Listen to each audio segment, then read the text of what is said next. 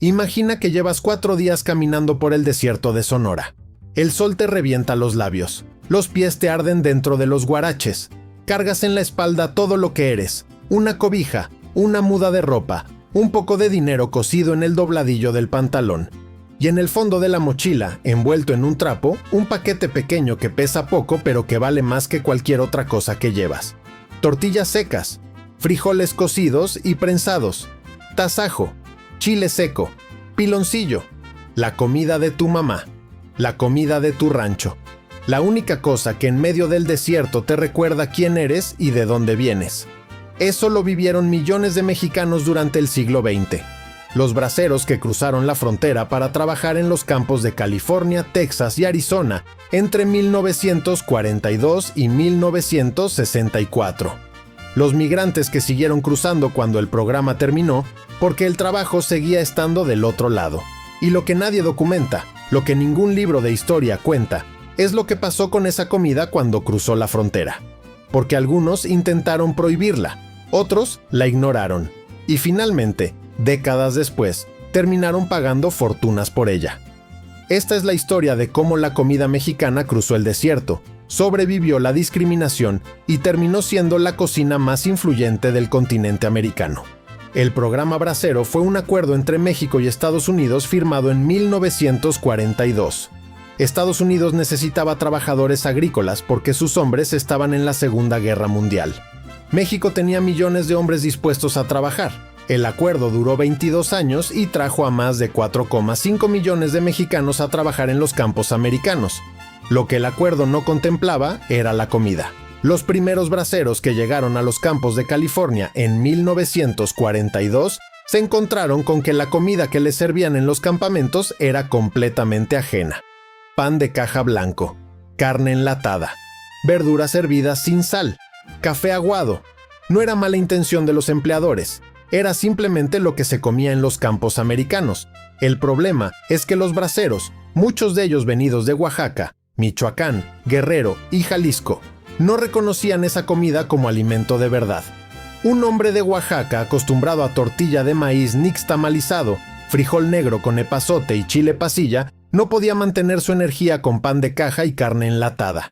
No era capricho, era literalmente que su sistema digestivo no estaba adaptado a esa dieta y que la ausencia de ciertos nutrientes que el maíz nixtamalizado provee afectaba directamente su rendimiento físico. Los administradores de los campos lo notaron. La productividad de los braceros era menor cuando comían la dieta americana estándar que cuando tenían acceso a su propia comida. Algunos campos empezaron a contratar cocineras mexicanas, otros permitieron que los braceros cocinaran sus propios alimentos en fogones comunitarios después de la jornada. Ese fue el primer momento en que la cocina mexicana se instaló formalmente en suelo americano como necesidad productiva, no como curiosidad cultural. Antes de cruzar, las madres y las esposas preparaban. Era un ritual que se repetía en miles de hogares de la provincia mexicana. Las tortillas se secaban durante días al sol hasta quedar casi como tostadas. Así duraban semanas sin echarse a perder. Los frijoles se cocían, se machacaban y se prensaban en bloques compactos que se envolvían en hoja de maíz. El tasajo se cortaba fino y se salaba. Los chiles secos se ensartaban en ristra. El piloncillo se guardaba entero porque no se derretía ni se echaba a perder. Con eso, un hombre podía alimentarse durante la semana de cruce y los primeros días en el campo hasta cobrar el primer jornal. Pero había algo más en esa mochila que no era solo comida. Era identidad. Era el olor de la cocina de su madre. Era la prueba física de que había alguien esperándolo del otro lado. Muchos braceros contaban que en los momentos más difíciles, cuando el trabajo era brutal, cuando el trato era humillante, cuando el frío de las madrugadas en los campos de California penetraba hasta los huesos, lo que los sostenía era abrir la mochila y oler el chile seco. El olor era exactamente el mismo que el de su cocina. En ese olor estaba todo lo que habían dejado atrás. No todos los empleadores americanos recibieron bien la comida mexicana en sus campos. En algunos campamentos de Texas y California de los años 40 y 50, los administradores prohibieron explícitamente a los braceros cocinar su propia comida en los dormitorios. La justificación oficial era sanitaria: el humo, el olor, el riesgo de incendio. La razón real, en muchos casos documentados por investigadores de la Universidad de California, era diferente. El olor a chile y a epazote incomodaba a los administradores americanos que no estaban acostumbrados a él. En la cultura americana de los años 40, la cocina mexicana, cuando se conocía, era vista como comida de pobres, de inmigrantes, de gente que no se había integrado. La idea de que los trabajadores cocinaran su propia comida en lugar de comer lo que el campo les servía era interpretada como resistencia a la asimilación. En Texas, donde la segregación racial era todavía legal en los años 40, existían restaurantes con letreros que decían "No dogs, no Mexicans". La comida mexicana no era bienvenida en el espacio público americano. Era algo que se hacía en privado, en los campamentos, con la puerta cerrada. Y sin embargo, del otro lado de esa puerta cerrada, la comida mexicana seguía existiendo. Las cocineras que trabajaban en los campos preparaban tortillas a las 5 de la mañana antes de que saliera el sol. Los braseros que tenían permitido cocinar lo hacían en silencio. La comida sobrevivió exactamente porque nadie podía prohibirla del todo. Era demasiado esencial para la supervivencia de las personas que la hacían. Hay un grupo de personas que no aparece en ningún libro sobre el programa brasero, no en los documentos gubernamentales, no en las fotografías oficiales, no en los testimonios que se recopilaron décadas después: las cocineras. Cuando los campos descubrieron que sus braseros rendían más comiendo su propia comida, la solución práctica fue contratar mujeres mexicanas, muchas de ellas esposas o parientes de los propios braseros, otras recién llegadas por su cuenta, para cocinar en los campamentos. Esas mujeres enfrentaban una logística imposible: cocinar para 100, 200, a veces 300 hombres con ingredientes que en muchos casos tenían que conseguir ellas mismas, porque los proveedores locales no tenían chile guajillo, no tenían epazote, no tenían masa de maíz nixtamalizado. La harina de maíz maseca no existía todavía. Las tortillas se hacían a mano, desde cero, antes del amanecer. Algunas de esas cocineras empezaron a vender tortillas y tamales fuera de los campamentos, a trabajadores locales americanos que pasaban y preguntaban qué era ese olor. Era el primer contacto real de muchos americanos anglosajones con la comida mexicana. No en un restaurante, no en una guía de viajes, en la puerta de un campamento agrícola en el Valle de San Joaquín, comprando un tamal envuelto en hoja de maíz a una mujer que se los hacía antes del amanecer. Esas transacciones informales, esos intercambios sin nombre ni registro, fueron el inicio de algo que tardaría décadas en tener nombre, pero que ya estaba ocurriendo. La cocina mexicana estaba enseñando al paladar americano: una venta a la vez, un olor a la vez, un sabor que se quedaba en la memoria mucho después de que el campamento cerrara y los trabajadores se fueran. Para entender por qué la comida mexicana resultó tan extraña para los administradores americanos de esos campos, hay que entender qué comían los trabajadores agrícolas americanos en esos mismos años. La dieta del trabajador agrícola americano de los años 40 era profundamente distinta a la mexicana. Pan de molde blanco, el Wonder Bread que se había popularizado en los años 30 como símbolo de modernidad alimentaria. Mantequilla de cacahuete, carne enlatada de la marca Spam, que el ejército había popularizado durante la guerra. Café con leche y azúcar, verduras de lata, arroz blanco hervido sin especias. Era una dieta de alta estandarización industrial. Todo venía de fábrica, todo tenía nombre de marca, todo era predecible, uniforme, sin olor fuerte, sin color intenso, sin el tipo de complejidad aromática que caracterizaba a la cocina mexicana. Desde el punto de vista nutricional, la dieta americana de esos campos era más pobre de lo que parecía.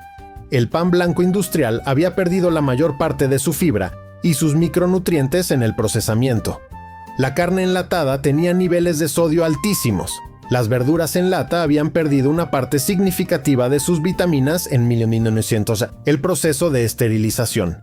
La tortilla de maíz nixtamalizado que el brasero comía, en cambio, tenía calcio biodisponible liberado por la nixtamalización, niacina que el maíz sin tratar no provee, y proteínas completas cuando se combinaba con el frijol.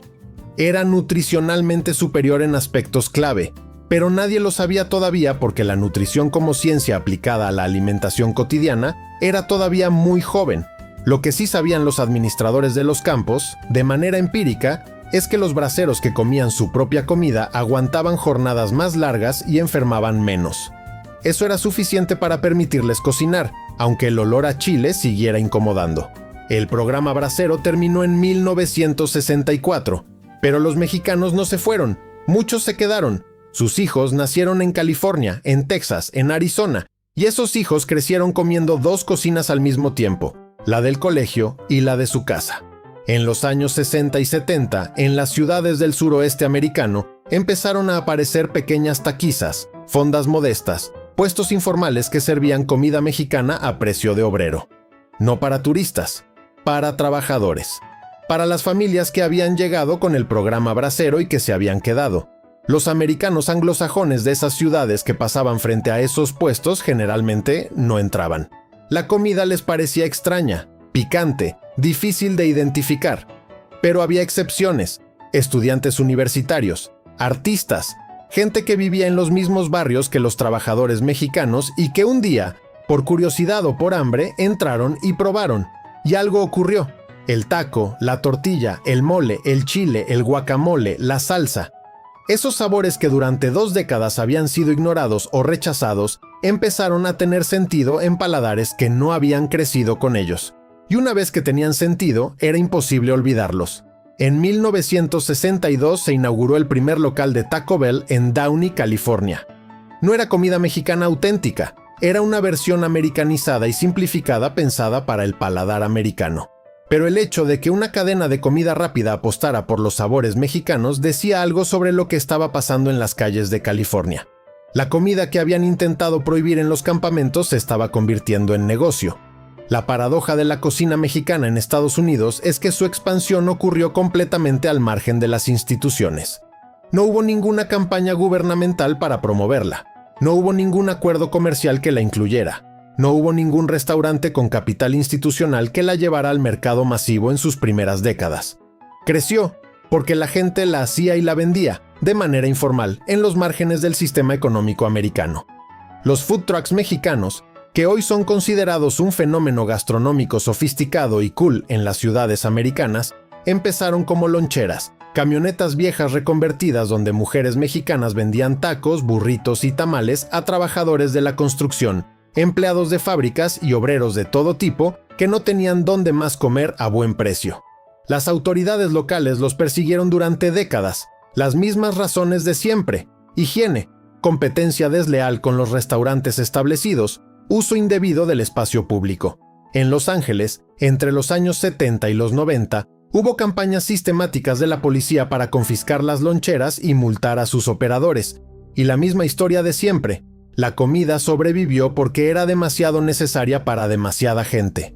Hoy Los Ángeles tiene más de 50,000 vendedores de comida callejera registrados. La ciudad, que durante décadas intentó erradicar la venta de comida en la calle, legalizó completamente las loncheras en 2018 después de años de presión de grupos de defensa de los vendedores, muchos de ellos inmigrantes mexicanos de primera generación.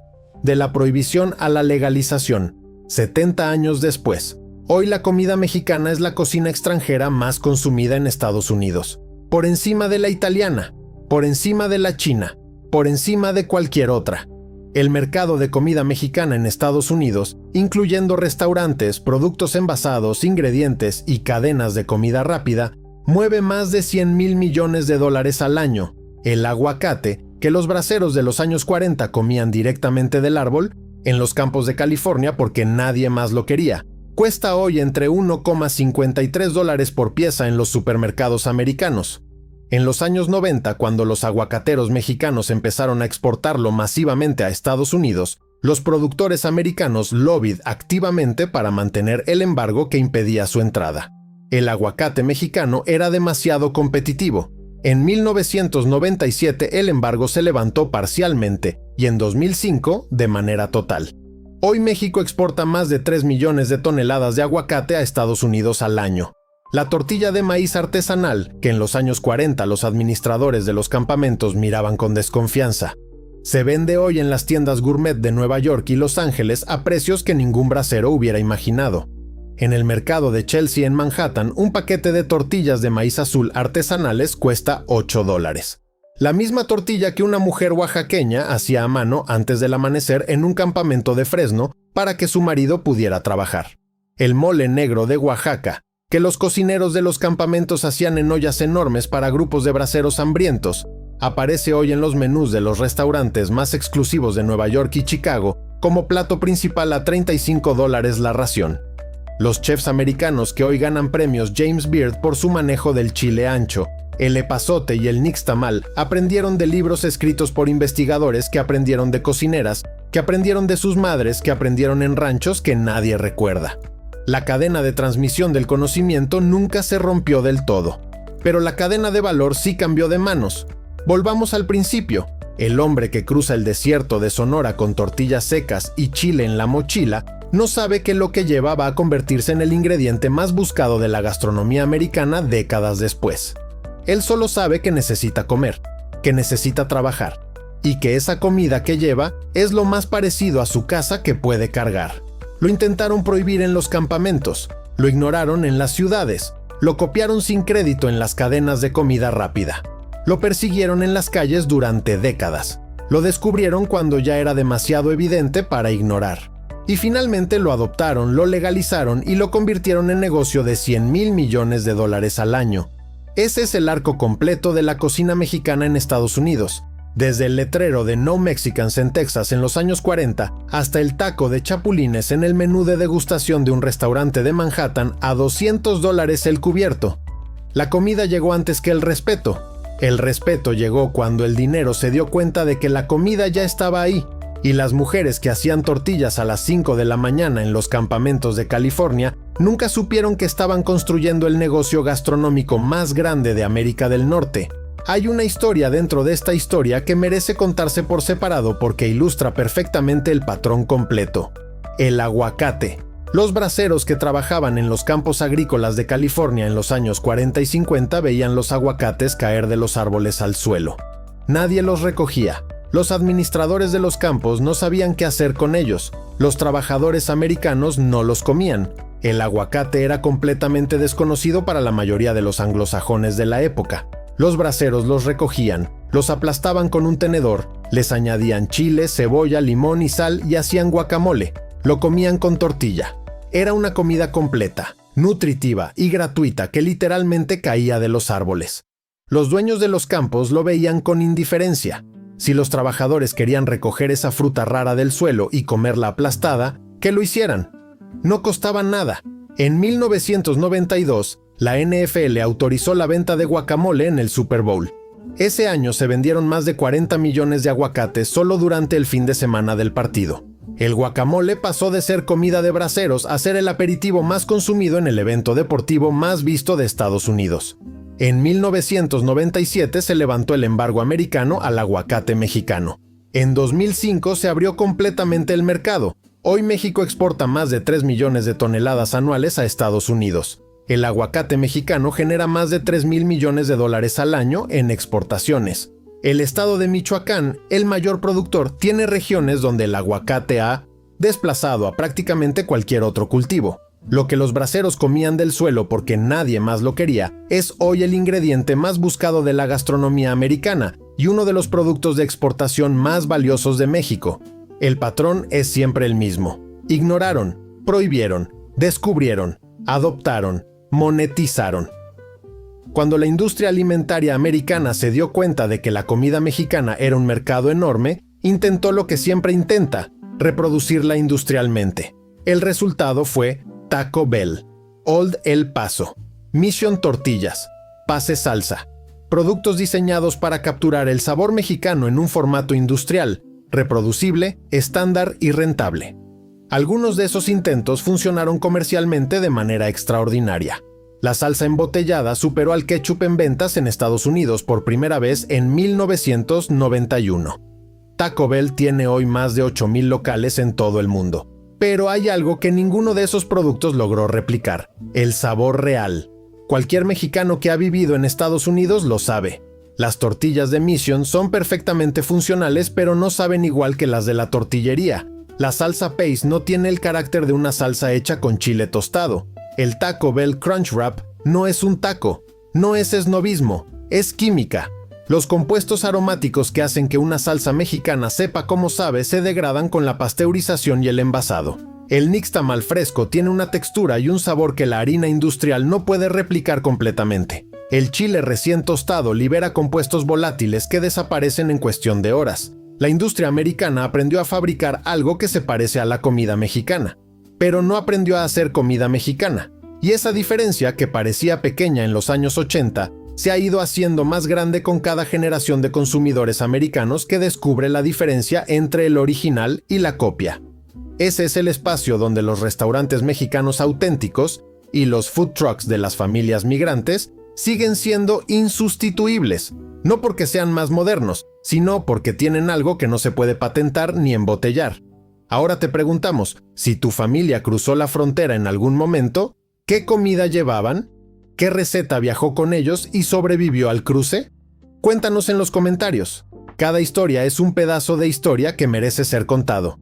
Si este video te hizo ver diferente algo tan cotidiano como una tortilla, dale like y suscríbete a El Otro Lado, porque la historia de México y de Estados Unidos se cuenta mejor desde la cocina que desde cualquier tratado diplomático. Nos vemos en el siguiente.